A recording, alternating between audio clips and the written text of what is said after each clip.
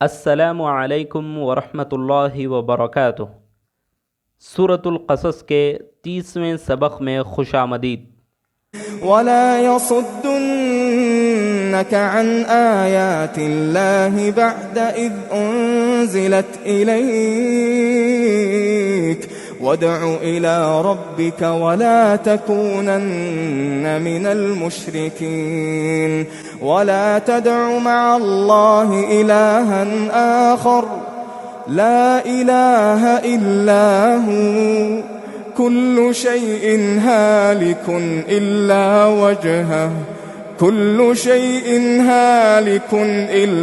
وجهه له الحكم وإليه ترجعون۔ اللہ کے نام سے شروع کرتا ہوں جو بڑا مہربان نہایت رحم والا ہے۔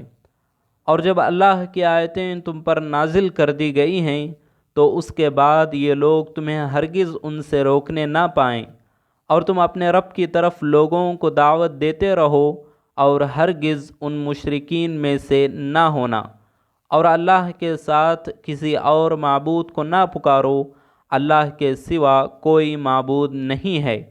ہر چیز فنا ہونے والی ہے سوائے اس کی ذات کے، حکومت اسی کی ہے اور اسی کی طرف تمہیں لوٹایا جائے گا۔ یہاں سورۃ القصص مکمل ہو رہی ہے۔ ان کافروں کو ہرگز دوست نہ بناؤ جو قرآن کو عملی طور پر نافذ کرنے میں رکاوٹ بنے ہوئے ہیں، مگر اللہ کی طرف مسلسل دعوت دیتے رہنا ہے۔ یہ آیت حکم دے رہی ہے کہ کبھی مشرکین میں سے نہ ہونا اور نہ ہی اللہ کے سوا کسی اور کو خدا بنانا۔ اللہ کی ذات کے علاوہ ہر چیز فنا ہو جائے گی اور ایک دن سارے انسان اللہ کے سامنے پیش کیے جائیں گے۔ ان کا انجام اللہ کے برحق فیصلے کے مطابق ہوگا۔ قرآن بار بار جس اہمیت پر زور دیتا ہے یہاں بھی اسی اہمیت کو زیادہ ترجیح دی گئی ہے۔ توحید اسلام کا بنیادی نظریہ ہے۔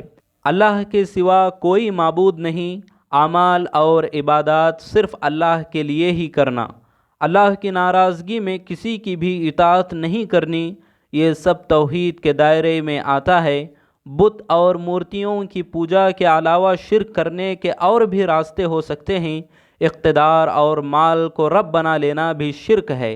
توحید آزادی کا راستہ ہے۔ توحید انسان کو تمام طرح کی غلامیت سے لڑنے کی ہمت اور خود اعتمادی دیتا ہے۔ اللہ کی محبت اور جنت صرف ایمان کی حالت میں ثواب کرنے سے ہی حاصل ہوتی ہے۔ ایک مسلمان توحید مخالف نظریوں سے کبھی سمجھوتا نہیں کر سکتا ہے۔ اگر کوئی مسلمان ایسا کرتا ہے تو گویا اس نے اپنے ایمان کو کفر کے سامنے سرنڈر کر دیا ہے، کفر کی بڑائی تسلیم کر لی ہے، توحید کی سچائی سے منہ پھیر لیا ہے۔ توحید کی بنیاد ہے کہ اللہ ایک ہے، وہی سب سے زیادہ طاقتور اور ہر چیز کی خبر رکھنے والا ہے۔ اللہ کے برابر کسی چیز کو لانا ہی توحید کا انکار، شرک کا اقرار ہے۔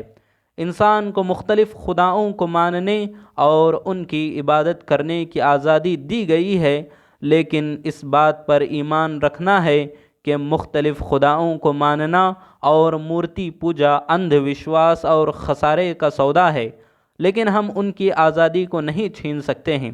ایمان والے مشرکوں پر یا مشرک ایمان والوں پر ظلم کریں، اس کی اجازت بھی نہیں ہے۔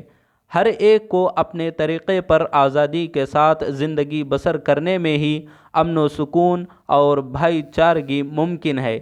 قریشیوں نے مسلمانوں کے اس حق کو روک دیا تھا، اسی وجہ سے مسلمان اور قریشیوں کے درمیان تصادم ہوا۔ غور کریے، نبی صلی اللہ علیہ وسلم نے توحید میں سمجھوتا کر کے قریش کے ساتھ امن معاہدہ نہیں کیا۔ جب نبی صلی اللہ علیہ وسلم نے مدینے میں اسلامی نظام قائم کیا تو اس میں مسلمان اور غیر مسلموں کے لیے برابر کے حقوق تھے۔ کسی کو اس بات پر مجبور نہیں کیا گیا کہ وہ دوسروں کو خوش کرنے کے لیے اپنے مذہب کو چھوڑے۔ تمہیں تمہارا دین مبارک اور ہمیں ہمارا دین مبارک، اسی اصول کی بنیاد پر نبی صلی اللہ علیہ وسلم نے ان سے سلوک کیا۔ اس اصول کی بنیاد پر امن کے ساتھ زندگی گزاری۔ آج بھی بہت سارے ممالک ہیں جہاں مختلف مذاہب کے ماننے والے امن و سکون اور بھائی چارگی کے ساتھ رہتے ہیں۔ ہمارے پیارے ہندوستان کا شمار بھی انہی میں تھا، لیکن اب کچھ عرصے سے ہندوتوا دہشت گرد زعفرانی رنگ میں رنگنے کی کوشش کر رہے ہیں اور تمام لوگوں کو اپنے جیسا بنا لینا چاہتے ہیں۔ اسی لیے وہ مسلمانوں پر ظلم و تشدد کر رہے ہیں، مساجد کو توڑ رہے ہیں، گائے کے نام پر لوگوں کی جان لے رہے ہیں، لوگوں پر دباؤ ڈال رہے ہیں کہ وہ وندے ماترم کہیں۔ ظلم کا سختی سے دفاع نہ کیا جائے تو ظالم اپنے ظلم سے باز آنے والا نہیں ہے، بلکہ اس کو ظلم کرنے کی عادت ہو جائے گی۔ بنیادی اصولوں میں رد و بدل کر کے سرکش لوگوں کے ساتھ دوستی نہیں کرنی چاہیے۔ ظالم کا ظلم جتنا بھی سخت ہو، سیدھے راستے سے گمراہ نہیں ہونا چاہیے۔ مسلمانوں کو یہ اعلان کرنا چاہیے کہ اب اللہ کے کلام سے ہم کو دور کرنا ممکن نہیں ہے۔ مشرکین اپنی بربادی کی طرف بڑھ رہے ہیں۔ ایمان والوں کو بندوں کی غلامیت سے نکال کر اللہ کی غلامیت کی طرف لانا ہے۔ بت پرست یا مشرکین کی دھمکی، للکار یا اور ان کی مخالفت ہمیں ان سے سمجھوتا کرنے پر آمادہ نہ کرے۔ قریش اور مسلمانوں کے تصادم کی وجہ ہی نظر توحید تھا۔ توحید نہیں تو جھگڑا بھی نہیں۔ توحید کا اقرار تمام باطل خداؤں کا انکار کراتا ہے۔ یہی مشرکین کے لیے ناقابل برداشت تھا۔ آج کے مشرکین بھی توحید کی دعوت برداشت نہیں کرتے ہیں۔ سب لوگ یہ تسلیم کرتے ہیں کہ کائنات کا خدا ایک ہی ہے، لیکن نمرود، فرعون، حامان، قارون کی طرح ہر دور کے تاناشاہ اور ظالم سچے لوگوں کے خلاف پروپیگنڈا کرتے ہیں اور ان پر ظلم کرتے ہیں، اس لیے کہ وہ نظام زندگی، اقتصاد، سیاست اور تہذیب کی بنیاد توحید ہو، یہ ان کو ناقابل برداشت ہے۔ حضرت موسیٰ علیہ السلام اور بنی اسرائیل کی آزادی اور کامیابی کو قرآن کتنے خوبصورت انداز میں بیان کرتا ہے۔ یہ آیت نبی صلی اللہ علیہ وسلم کی کامیابی کی طرف اشارہ کرتی ہے۔